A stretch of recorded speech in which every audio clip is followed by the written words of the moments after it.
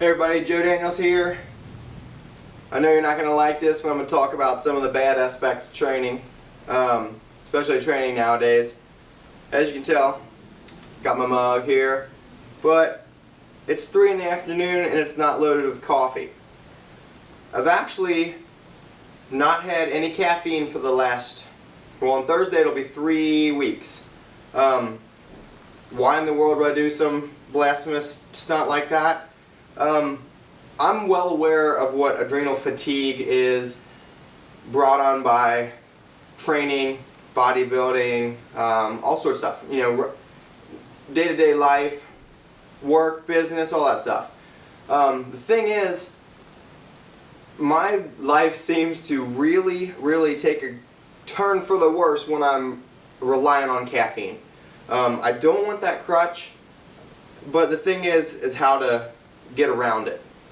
You know, and a lot of people, I used to get to the point where I'd have a red line, you know, a couple monsters through the day, low carb of course, but then it was, you know, coffee. I love the taste of coffee, but the thing is, when you're constantly relying on that, I don't want to speak for you, but I don't want to get stuck on that.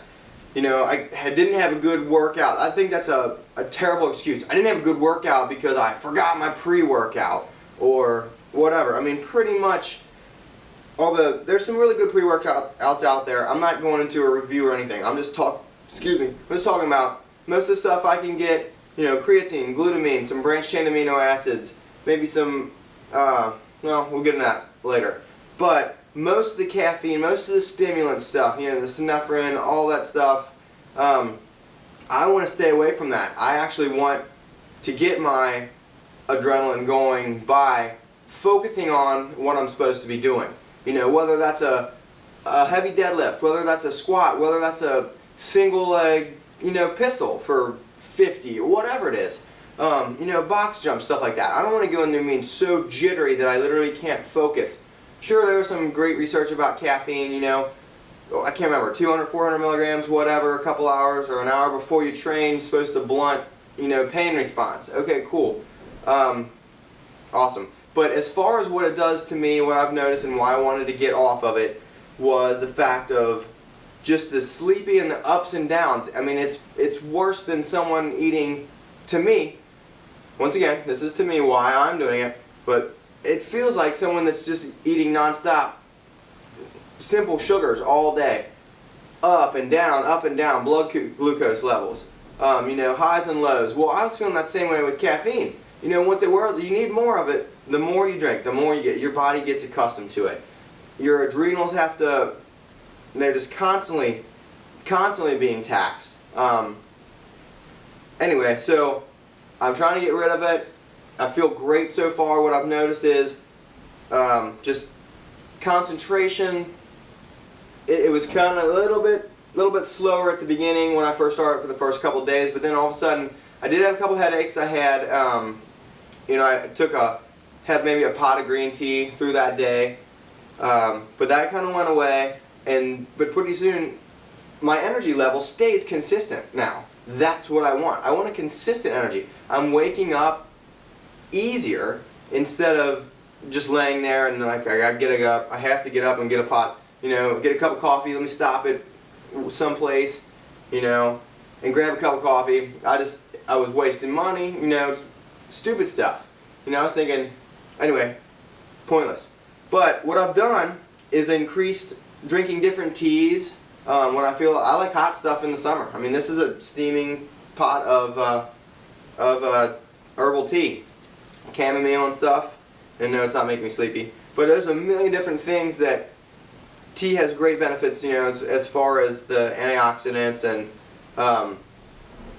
other stuff like you can get through herbal teas and things. Chamomile is a great one to help you relax, and even heard it has some anti-estrogenic properties from Ori Heffmeckler in the Warrior Diet. So I have rhodiola to help me combat that, basically as an adaptogen, help me combat that sense of, like, you know, stress that I need, that I always need something to take over for me. Rhodiola feels really, really good. It's a good, consistent energy, and I can sleep very, very well. You gotta remember that the half-life of caffeine is very long. I believe it was 12 hours, so even though you might have drank some at noon, it's still possibly there when you're trying to go to bed. Yeah, you might be tired, you might fall asleep, but still your body is in that state of receiving that caffeine. So another thing is, I just really was trying to get off of that so I can have more of a balance in my life, as far as, physically. I think a lot of people start overtraining and rely on, oh, I'm so tired, and they start, whacking out their, endocrine system by, red eyes and black eyes and pink eyes and whatever from Starbucks and stuff.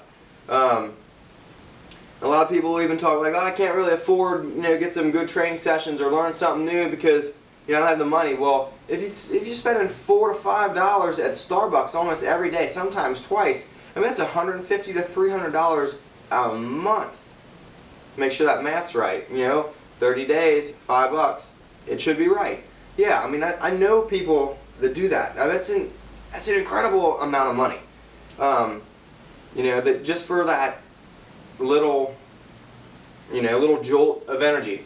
But anyway, so that's why I'm doing it, and let's see how it goes. So this is almost into the end of the third week.